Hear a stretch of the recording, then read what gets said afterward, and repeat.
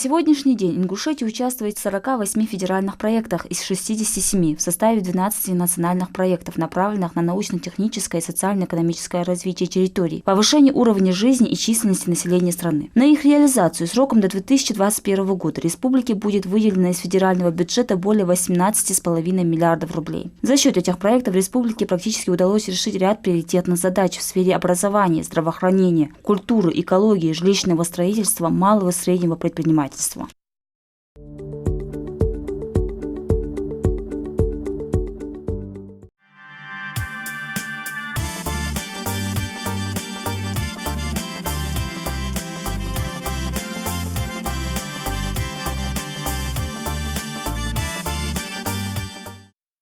За прошедший 2018 год в рамках федеральной программы открыли дома культур в сельских поселениях Барсуки, Далаково, Али-Юрт, Гази-Юрт, Яндри, Зязиков-Юрт, Сурхахим, Мужичи. Концертный зал, артистическое, кружки для творческих занятий, вокал, ИЗО и хореография. Словом, создаются все условия для развития талантливой молодежи.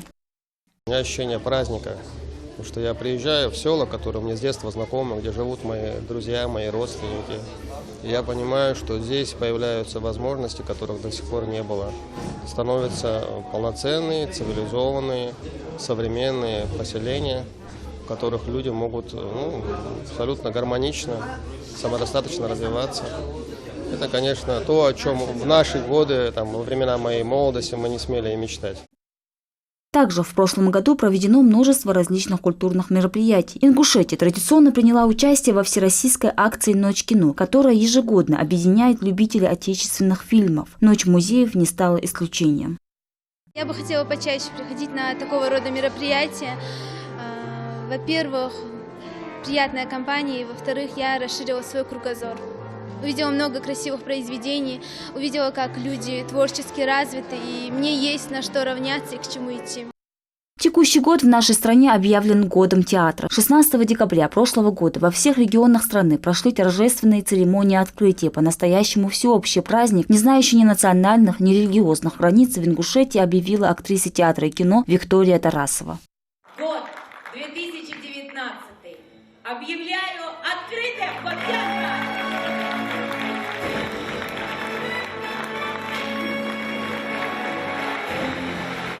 В искусство перевоплощения погрузились 3 ингушских театра. Каждый из них прошел длинный и тернистый путь, чтобы радовать зрителей национальным искусством. Это ТЮЗ, драматический театр имени Базоркина и Русский музыкально-драматический, который в 2018 году отметил свой 20-летний юбилей. Празднование прошло в столице страны. На московской сцене артисты представили премьеру этого сезона – мюзикл по роману Идриса Базоркина «Из тьмы веков».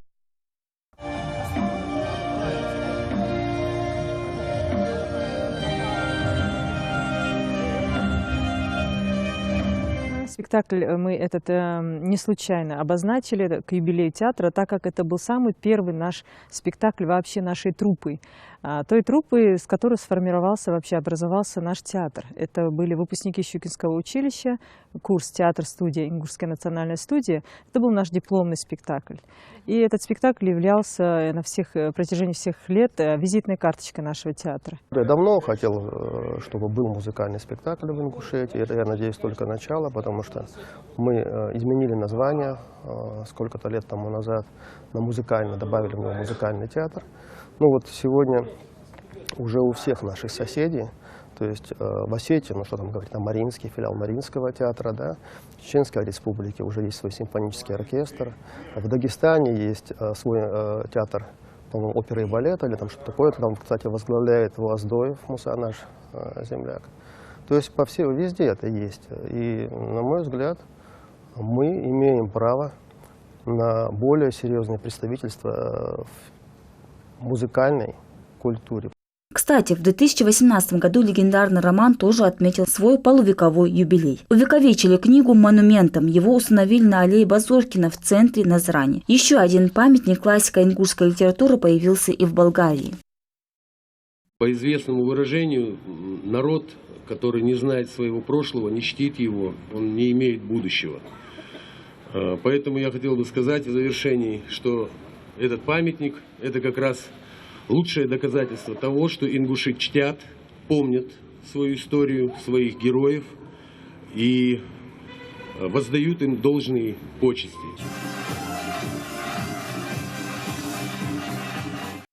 Свой 5-летний юбилей в прошлом году отпраздновал и самый масштабный кинофестиваль на Северном Кавказе «Золотая башня». В нем уже по сложившейся традиции приняли участие кинорежиссеры не только из России, но и стран дальнего и ближнего зарубежья. Помимо конкурсных кинопоказов в разных уголках республики прошли встречи с известными актерами и заслуженными деятелями культуры. Детишки же должны знать про то кино, которое смотрели их родители, их бабушки, их мамы, папы. Вот, и я им напоминаю об этих фильмах, в которых я снимался когда-то. В рамках кинофестиваля заговорили о проекте создания Северо-Кавказской киностудии. Зампред Союза кинематографистов России сообщил о достигнутой договоренности с руководством Всероссийского института кинематографии о создании дополнительного курса для абитуриентов из Северного Кавказа. Набор будет вестись уже с этого года. Ингушские абитуриенты смогут проявить себя и в Академии известного режиссера Никиты Михалкова. 18-й год в сфере культуры выдался действительно юбилейным. Круглую дату отметил и ансамбль народного танца «Ингушетия» 25 лет на сцене. Я желаю коллективу и любителям хореографии всего самого наилучшего. Желаю, чтобы у них всегда был полный зал у коллектива, чтобы им всегда аплодировали. Пока есть республика, пока есть наш народ, ансамбль всегда будет актуален. Четвертьвековой юбилей отметил и Государственный архив Ингушетии. За 25 лет Госархив пополнился многочисленными материалами с самыми знаменательными событиями из жизни региона. Хранители истории отметили праздничную дату международной конференции, на которую съехались более 100 архивистов, работников музеев и библиотекарей из 35 регионов России и стран ближнего зарубежья. Я надеюсь, что итогом этой конференции станет, скажем так, и повышение статуса нашего архивного дела республики в целом, и налаживание тесных взаимодействий, контактов с другими регионами, как архивистами, так и научным сообществом других регионов.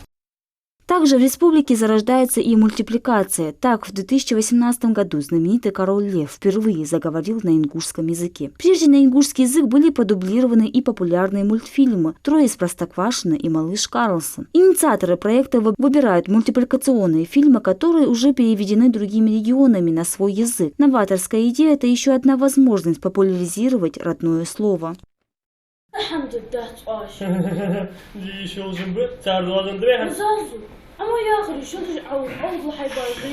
Говоря о культурном развитии, здесь во многом увеличились показатели благодаря ДК, которые строят в регионе. Это инновационные центры нового поколения, где есть возможность реализовать свое мастерство. В феврале текущего года введен в эксплуатацию еще один объект социального значения. В селении Верхние Очулки открыли новый дом культуры. Актовый зал Дома культуры, рассчитанный на 200 человек, оснащен современным световым и звуковым оборудованием. Артистическое помещение для сотрудников, молельная, вокальный кружок, актерский класс. Это далеко не полный список того, что есть в новом Доме культуры. Здесь созданы все условия для досуга сельчан и развития талантливой молодежи. Юнусбек Евкуров, обращаясь к жителям, отметил, что культурное и духовное воспитание подрастающего поколения – это очень важный процесс, и ему нужно уделять особое внимание. Открытие Дома культуры, наличие ФОКа, это говорит о том, что 80% социальной инфраструктуры в селе уже есть. Остается только на вот этих площадках, в этих стенах учить, воспитывать подрастающее поколение, делать все, чтобы молодежь наша была образованной, причем потому что без образования практически ничего нет. И все, что мы творим, конечно, делаем для наших детей. Также в предгорном селе Алкун в апреле открылся без преувеличения долгожданный культурный объект. Вместительный ДК распахнул двери для почетных гостей. Поздравить сельчан с новосельем приехали прибывший в республику министр культуры России Владимир Мединский и глава Ингушетии Нусбек Евкуров. В торжественной обстановке они дали старт культурному центру. Вместе с этим очагом загорелся и огонь культурного благополучия села, над которым трудились все, начиная от руководства республики и заканчивая строителями, возводившими здания. Министр культуры России поделился: в Ингушетии запланировано строительство ряда объектов культурного развития, и федеральное ведомство готово оказать поддержку в этом направлении. В этом году мы планируем 8 домов культуры по Ингушетии новых построить, отреконструировать и открыть. Программа создания и воссоздания домов культуры в республике у нас уже идет с 2016 года. Новые заявки мы будем рассматривать вплоть до конца 2024-го. Я хотел бы особо поблагодарить Юнусбека Бамангириевича, потому что в лице руководителя республики мы имеем, наверное, одного из самых искренних, болеющих за дело и заинтересованных руководителей регионов в нашей стране, которых, я, честно говоря, не знаю, вот Юнусбеку просто невозможно отказать. Он так от всего сердца переживает за каждое село, за каждое поселение своей республики, за то, чем занимаются дети, как они проводят свободное время, чтобы ни один талантливый ребенок не оказался без присмотра, чтобы каждый смог научиться чему-то доброму и хорошему. Я уверен, что под таким руководством и вместе с талантливым, трудолюбивым, замечательным ингушским народом мы еще много хорошего в республике сделаем. Вот мы сейчас с главой республики поговорили. В ближайшее время мы вместе поставим здесь кинооборудование, чтобы можно было смотреть на большом экране полноценные художественные фильмы. Сегодня, если мы смотрим по Азинскому ущелью, у нас, если там, я ошибусь, в Галашках есть, в Бузичах есть Дом культуры, здесь уже Дом культуры мы открываем, в Алхастах есть, в Нестеровке есть. То есть полностью мы ущелье закрыли домами культуры. Это не только ущелье.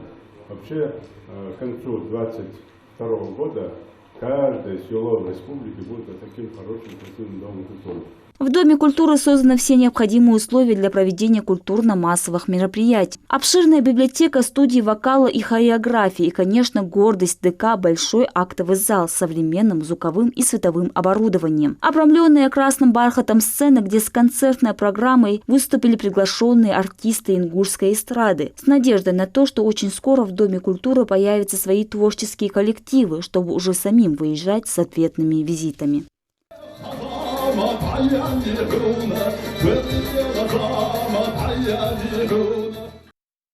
А после в ходе двусторонней протокольной встречи с министром культуры Российской Федерации Владимиром Мединским Юнусбек Евкуров обсудил реализацию в республике федеральных проектов в рамках национального проекта «Культура», «Культурная среда», «Творческие люди», «Цифровая культура», а также оснащение 16 культурных центров кинооборудованием.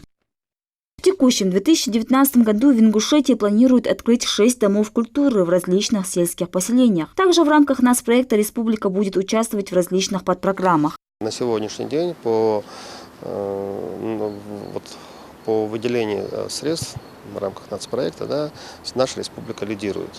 Одна из лидирующих на территории Российской Федерации.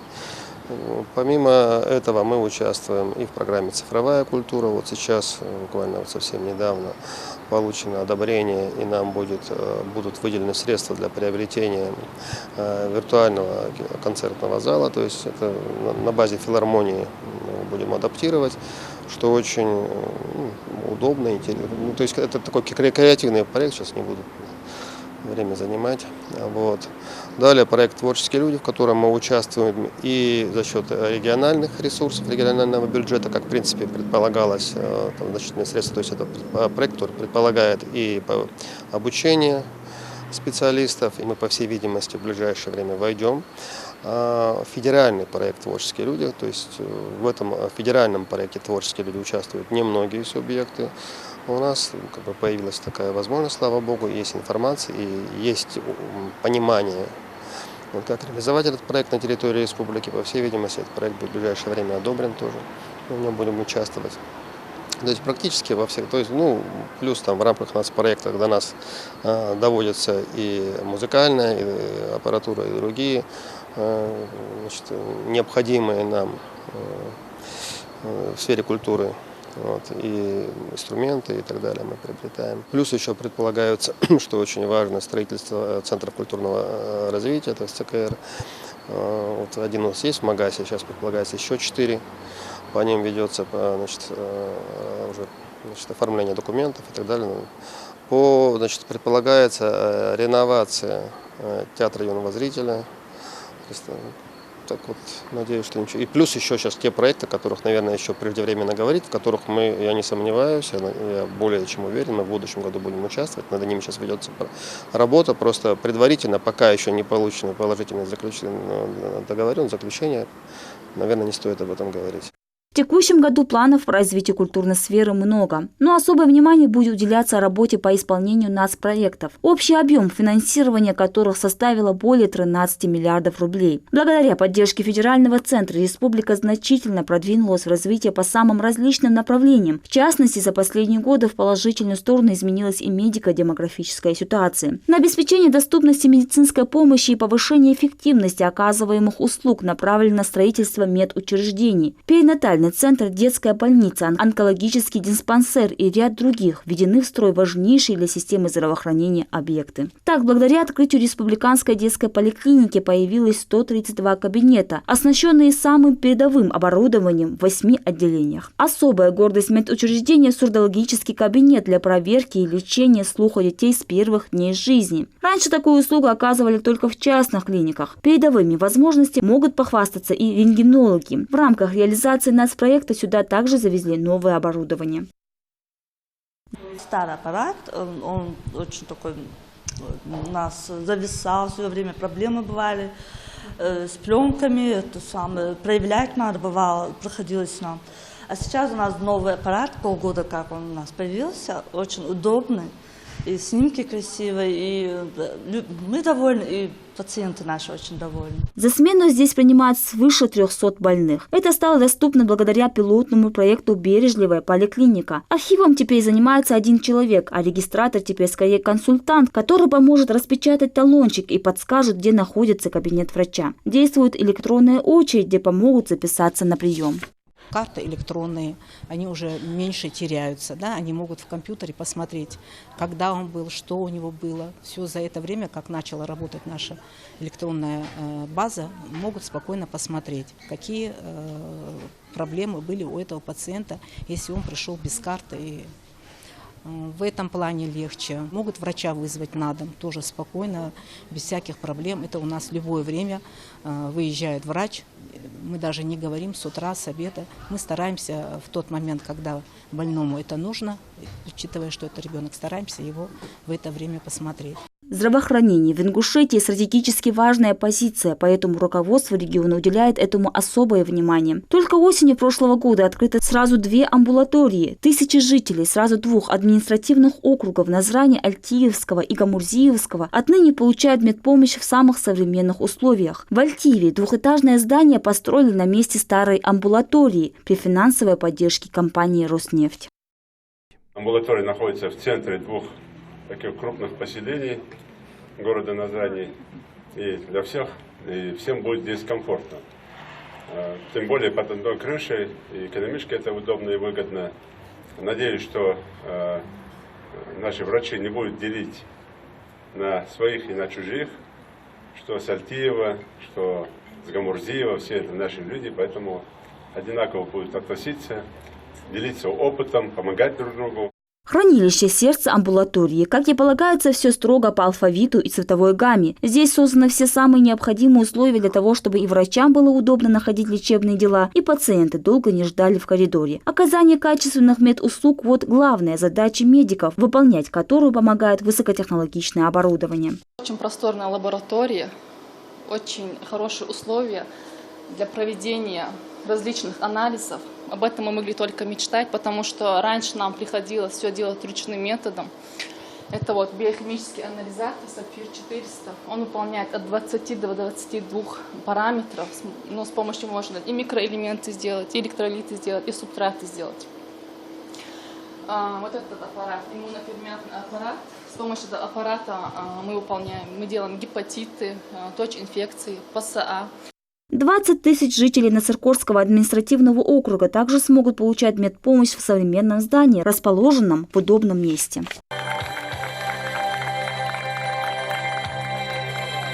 Мы сегодня с помощью «Газпрома» и лично Алексея Борисовича Миллера, потому что он выделял средства на то, чтобы мы завершили амбулаторию и здесь, и в Насыркода, и в Альтиево. Открываем вот такое хорошее лечебное учреждение, которое будет отвечать всем современным требованиям. Единственное, я здесь просил бы председателя правительства, министра здравоохранения уточнить по стационару. Мне кажется, все-таки стационар должен быть здесь, дневной стационар, а не в старом. Там надо посмотреть, как это делать. Ну и властям города разобраться по месту старой амбулатории, что мы там хотим сделать, что мы там планируем. На это тоже обратить внимание. С учетом и современного оборудования, и такого нового здания, отношение к больным должно быть соответствующим. Лучше намного, чем я знаю, что вы до этого хорошо относились, но сейчас еще лучше относитесь. Параллельно с открытием нового здания Минздрав Ингушетии обновил и медоборудование. Теперь врачи могут проводить все виды обследований. Лаборанты приобщаются к современным аппаратам, а УЗИ-кабинет проводит диагностику на более высоком уровне. На этом аппарате имеются все 4 датчика. То есть при помощи этих датчиков можно провести и полостное исследование у женщин, да, то есть малый таз исследовать, провести трансабдоминальное сканирование и всех полостей, в том числе и брюшную полость, и малый таз. Да. Линейный датчик позволяет произвести сканирование щитовидно-железомолочных и мягкие ткани. Естественный датчик, который позволяет произвести нейросонографию, то есть исследование головного мозга, оценить состояние структур головного мозга маленьких детей, то есть до 1,5–2 лет получается. В новой амбулатории есть магнитная терапия. Всем необходимым оснащены прививочные и процедурные кабинеты. Если раньше из-за отсутствия таких возможностей анализ крови проводился на базе Назрановской горбольницы, то отныне это можно сделать на месте.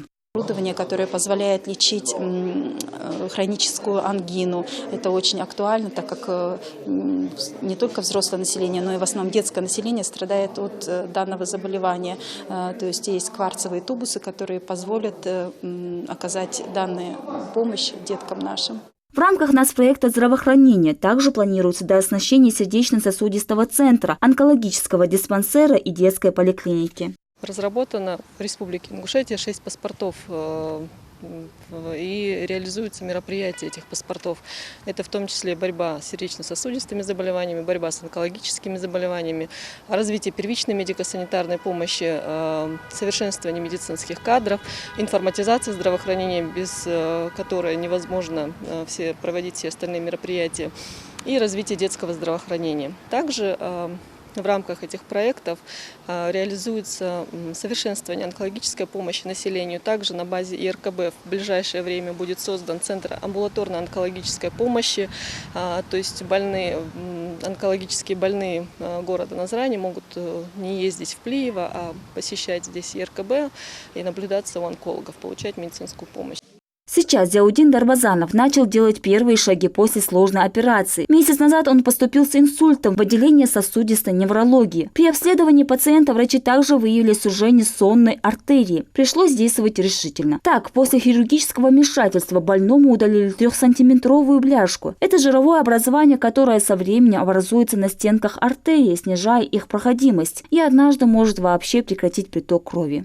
Выполняем эверсионную каротидную эндостерэктомию, хотя бляшка более 3 сантиметров мы решили сделать эверсионно, потому что бифуркация была низкая.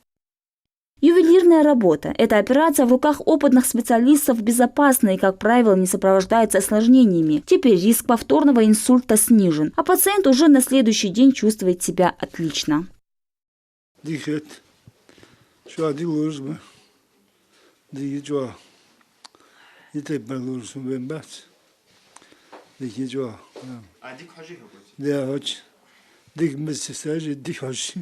Пациентов с такими диагнозами врачи ставят на ноги всего за несколько дней. Нейрохирургическое отделение – одно из 4 на базе Центра сердечно-сосудистой хирургии. Здесь оказывают круглосуточную помощь, будь то консультации или лечебная диагностика, как больным с острым нарушением мозгового кровообращения, так и с другими синдромами.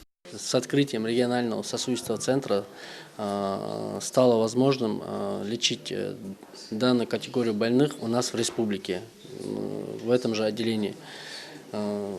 Чем помогло это отделение? С тем, что здесь есть практически все методы обследования, которые есть за пределами нашей республики. Это то же самое дуплексное сканирование сосудов, это то же самое КТ с контрастом, который выявляет поражение сосудов. Раньше на такие условия никто и не рассчитывал. Старое отделение сердечно-сосудистой хирургии располагалось в приспособленных помещениях больницы. В нем было порядка 70 коек-мест. В новом центре их около 80. Также получить высокотехнологичную помощь, не выезжая из региона, можно и в онкодиспансере, открытом в Ингушетии в позапрошлом году, который не уступает лучшим зарубежным аналогам. Каждое отделение диспансера оборудовано всей необходимой техникой. Здесь можно проводить как оперативное вмешательство при лечении рака, так и химическую и лучевую терапии. При обнаружении онкологии у многих просто опускаются руки. Так зачем же сразу капитулировать перед напастью? Этим вопросом врачи задаются не раз и продолжают бороться вместе с больными. Отделение химиотерапии – это сердце учреждения. Здесь проходит лечение около 30 человек.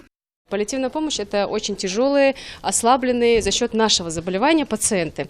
Оборот коек у нас очень высокий. Это говорит о том, что у нас даже на сегодняшний день полнейшая закладка наших этих коек, что говорит об агрессивности и запущенности данного заболевания в нашей республике. Препараты, оснащение, все у нас присутствует в плане того, что наши пациенты приезжают уже с готовыми анализами крови, которые мы лично контролируем через поликлиническое звено и проводим здесь высокодозную химиотерапию. Некоторые пациенты приезжают из-за пределов республики, это Санкт-Петербург, Москва, Ростов, разные регионы, имеют уже консультативное заключение. И по их рекомендациям мы не можем не проводить, мы проводим тоже химиотерапию. Вот, паллиативное отделение, в котором находятся очень тяжелые пациенты, зачастую уходящие пациенты, они нами наблюдаются нередко до самого конца. И нам в этом плане помогает очень сильно реанимационное отделение, которое находится прямо над нами. Важное открытие состоялось и в 2017 году. Тогда открылся стратегический объект, крупнейший на Северном Кавказе перинатальный центр. Он позволил решить острые проблемы, удалось значительно снизить детскую смертность. Свою помощь получили сотни детишек. В отделении патологии беременных только за прошлый год пролечились около 1000 пациентов. Использование самых современных технологий, успешное хирургическое вмешательство, квалифицированное в рабочее планирование и ведение беременности. Все это в совокупности позволило снизить младенческую смертность в регионе еще на 20%. В ближайшем будущем центр позволит свести на нет показатель младенческой смертности. Инкубаторы для выхаживания новорожденных, где температура оптимальная для каждого срока создается, влажность создается, подводка кислорода, мониторирование всех основных параметров жизненных важных функций. Вот. Медперсонал, который обучены пользоваться этими аппаратами, кувезами и мониторами. Вот.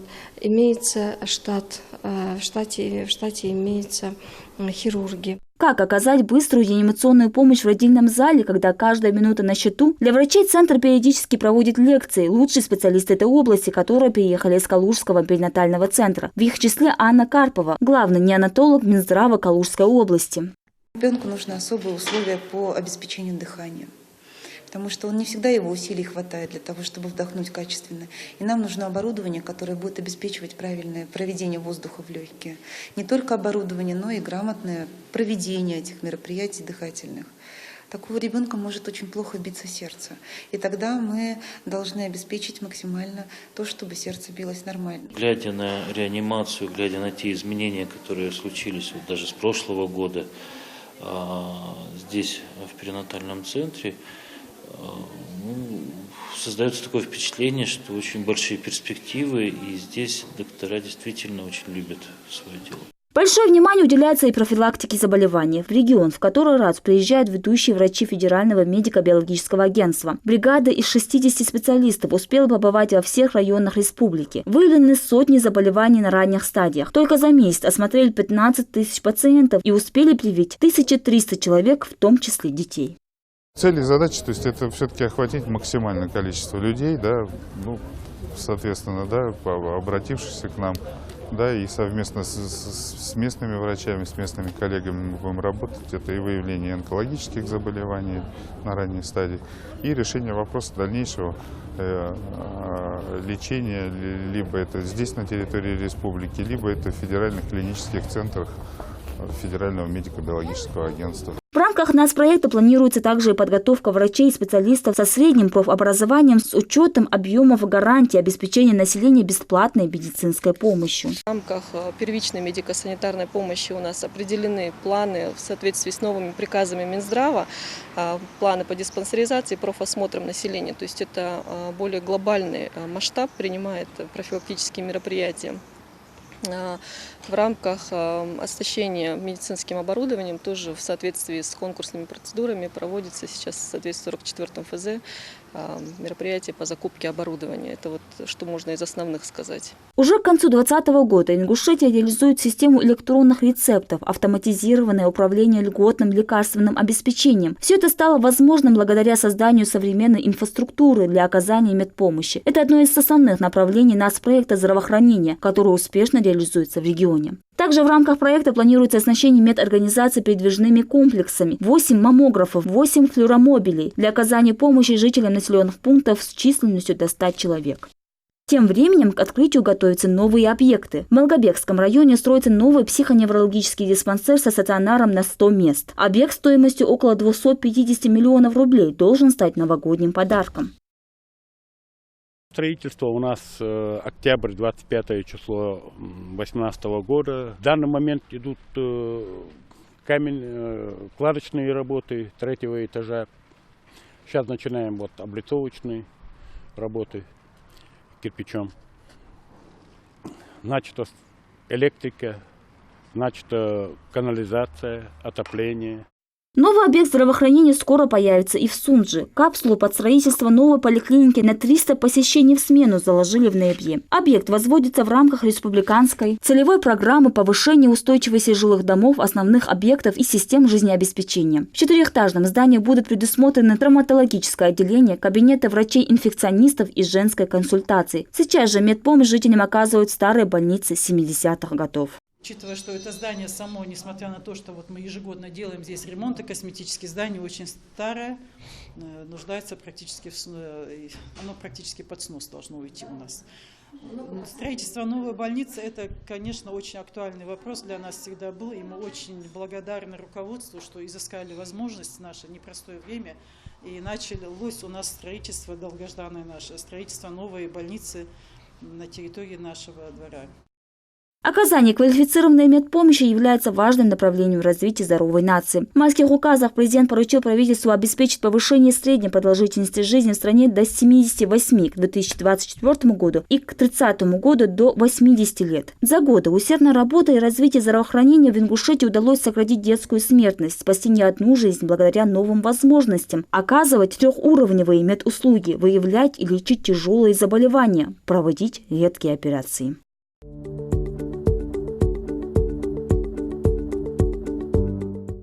За последние 5 лет регион значительно продвинулся и в экономическом развитии. Открыты новые социально значимые объекты, появились сотни новых рабочих мест, подписаны десятки выгодных контрактов и соглашений. Ингушетия наращивает промышленный потенциал, строймаркет, завод алюминиевых профилей, строительных смесей и не только. Новые объекты улучшают позиции субъектов в сфере экономики. Как итог, республика 4 раза входила в 20-ку регионов России, достигших наилучших результатов по итогам социально-экономического развития. Прошлый год не стал исключением. За качественными и доступными стройматериалами жителям Ингушетии теперь не нужно выезжать в соседние регионы. В апреле 2019 года в нашей республике открылся крупнейший на Северном Кавказе строительный гипермаркет. Его площадь более 25 тысяч квадратных метров. Начиная от гвоздей и заканчивая мебелью, в производственно-торговом павильоне представлен огромный выбор продукции строительных и отделочных материалов. Объект предоставит более сотни рабочих мест и обещает вывести республику на новый уровень развития инфраструктуры. В дальнейшем мы на этой же территории планируем строительство промышленного парка, где будет производство нескольких видов строительных отделочных материалов. Это будет цеха по производству входных металлических дверей, профилей для гипсокартона, пластиковые пакеты будем производить, кульки, пакеты. Одним из самых ожидаемых событий в экономической жизни региона стало открытие агрохолдинга «Сунжа». С появлением нового агрохолдинга мы сможем обеспечить томатами не только себя, но и вывозить их за пределы республики. Теплица оборудована самыми передовыми технологиями. В общем, здесь будет создано более 700 новых рабочих мест. Внутри применяются самые современные голландские системы, европейские системы для производства этих томатов. Мы можем здесь выращивать не только томаты, мы здесь будем выращивать и огурцы, и другие овощную продукцию. Ну, что это дало региону? В данный момент здесь работает более 100 человек. Плюс, мне кажется, это тоже очень немаловажный фактор. Наличие таких предприятий заставляет подтягиваться и образовательную систему. У нас в ближайшее время появятся свои собственные тепличники, специалисты, а это очень важно, потому что отрасль только растет по всей России, и наличие специалистов. Сегодня профессиональные агрономы, профессиональные технологи по производству подобной продукции являются остро дефицитной, востребованной профессией. Здесь, на территории 10 гектаров, растут ароматные томаты – Тивей, Фаворит, Монарх, Гусарский, Черри. И это далеко не весь список сортов, которые выращивают в агрокомплексе «Сунжа». Сейчас здесь работает свыше 150 человек из числа местных жителей. В основном это люди без опыта работы и профессиональных навыков. Их обучают и наставляют приглашенные специалисты-томатоводы. Болх Сайтроицкий рисо, Болх Ехахалара, Хайелара, Баркал Албизимбарса. Хайла, чам чагулкан тхон, аналч болх батшток биднах, яхтабам, масухаман рязды, транспорт хайе, дадук, чедуал, дадуалду чедук, обеды, но все условия, рязды тхабаркал. Свой экономический потенциал Ингушетия проявила и на ежегодном Российском инвестиционном форуме. На выставочной экспозиции продовольственную продукцию продемонстрировали 11 предприятий республики. Также в ходе форума Сочи-2019 Ингушетия подписала соглашение о строительстве на территории региона завода алюминиевых сплавов «Реал». Предприятие станет поставщиком сырья для республиканского завода по производству алюминиевых профилей «РИАК» и завода по производству радиаторов отопления «АТМ». На стадии реализации еще целый ряд перспективных инвестпроектов. Завод по производству металлоконструкций для тепличных комплексов АТМ, стальных дверей «Горец», комбината по производству мучной продукции, завода алюминиевых сплавов, гостиничного комплекса «Курс», птицекомплекса по производству и переработке мяса индейки. Это все хорошие, перспективные и рентабельные проекты, что самое главное. Более того, эти проекты они создают рабочие места. Допустим, агрокомплекс «Сунжа», который мы открывали сегодня, это уникальное предприятие на самом деле. Вот только сейчас на первом этапе оно дает уже дополнительно порядка 170 рабочих мест уже дало. Это только рабочие места, которые сейчас есть. Это первый этап, но это потом будет развиваться и будет еще больше рабочих мест. Кстати, в скором времени Ингушетия будет гордиться не только своими заводами, но и сетью общественного питания, которая, возможно, прославится на всю страну.